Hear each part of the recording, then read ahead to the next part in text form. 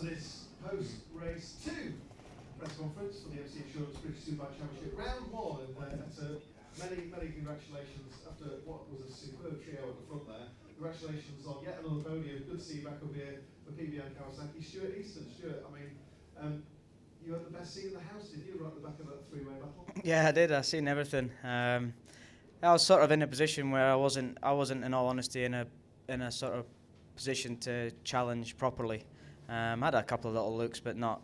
I was sort of losing a bit off Goddard's and off the S's. But yeah, it was. I was able to sort of run the pace, and it was what it was. And I got a podium, which was nice after race 1 because that was a complete disaster. Made a stupid mistake and run off the track. So yeah, got a podium and got the first round under the belt. And in terms of getting away, like you have done at the start of the season, that's going to be important as well. Looking ahead, some podium credits as well to you to name as well. Then. Yeah, I get one, and it's well, that's what we need, and podiums is definitely the aim.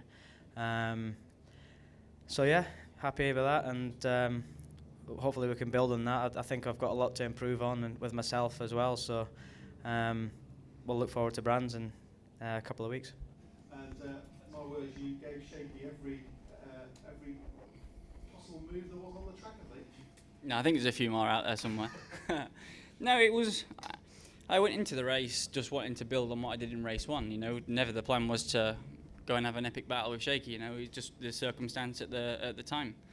I made a good start. I made some passes in the early laps to try and get as close as I could to the front, and immediately found myself on the back of Shaky. And I just thought, I'm just going to continue my way, and if I see an opportunity, I took the opportunity and set my own pace. I had the softer SC0 tyre, so I just thought I don't want to do too much. I don't want to kill the tyre in the early part, so I just thought I'd set a pace that was hopefully saving a little bit of the tyre till the end, because I know that Shaky's always got stuff up his sleeve and he can pull the pin at any time. So it was quite nice, actually, quite refreshing when he did come back by, and I could have a couple of laps to just have a little bit of a look at him and see where the Kawasaki was strong and see where the Honda was strong in return. And from that point on, I saw a few places where I could take a chance, and I didn't want to sort of let him lead too long in case he was to pull a gap. So I thought if I can fight back straight away, then I'll take that opportunity to do so. And the rest, I think you saw on telly, really. So no, I'm over the moon to get away from round 1 with 2 consistent finishes. You know, a podium is a bonus.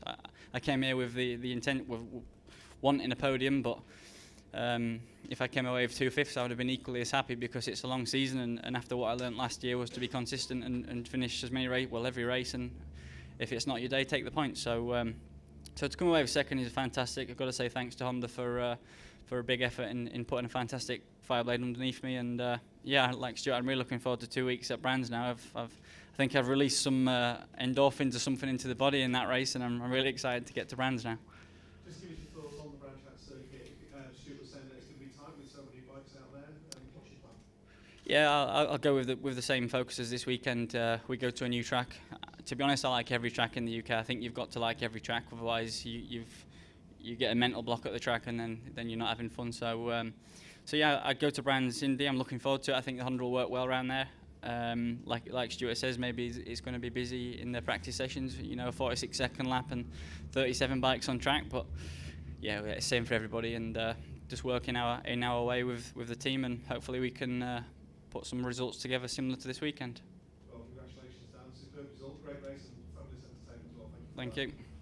Turning to race winner, Shaky for PBM Kawasaki. And Shaky, I suspect at the start of the weekend this was your plan, but was it one you thought could be realised, like you have done, and take the win today?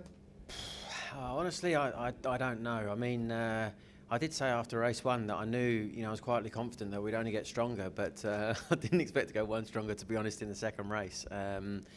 Racing's a funny old game, and we've all been around a long time, and we know, never to expect the expected, if you know what I mean. I thought it was going to be a battle between perhaps myself and Keo and Josh and James, and then I'm riding around with Stuart and Dan, and riding with Dan in that race there was Keo. The battles with Keo last year were so intense and were so important because of what was at stake, but you know, this is the start of the season, and to just have a good old-fashioned bit of fun with a lad that's young and keen, and it reminded me a lot of the battles we used to have Alex, you know. So I really enjoyed that race, and Dan rode really well. To be honest with you, I just wanted somebody in front of me because, you know, every time I got in front, I made little mistakes. You know, I got to admit I'm a little bit sort of ring rusty, if you like. But now we can build on this. You know, the sort of PBM Kawasaki's only going to get stronger. I'm only going to get fitter. I'm going to get stronger myself, and I'd like to think that, you know, we'll be even stronger going into the following races. I mean, I'll be straight onto my trainer after this weekend. I might have a day off tomorrow, to be fair, but I'll be straight onto my trainer and working as hard as I can to get back in the shape I know I need to be, you know, in order to wrestle one of these things around. And the team will go away from here and have a real good look at the data and come up with a good plan for Brands Hatch. So yeah, fingers crossed we can keep this kind of momentum going. Would you expect it to be going to Brands as championship leader? Well, I was, if I'm honest with you, I was a little bit disappointed after qualifying yesterday. I remember riding up into Coppice thinking, I'm 2 temps off, what is going on? But, you know, reality is, I was supposed to have took the plaster off of my hand on Thursday before this round. So to come away with a win and a second, you know, I really can't grumble.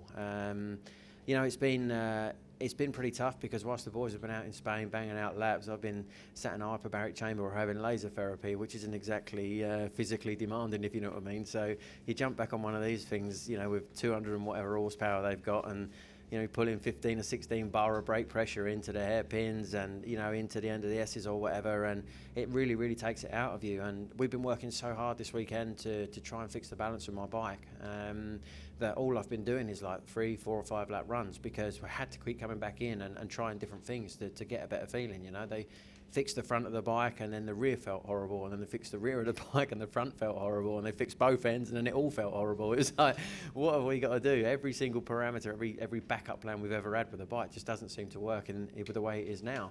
So yeah, it's been a tough weekend, but onwards and upwards.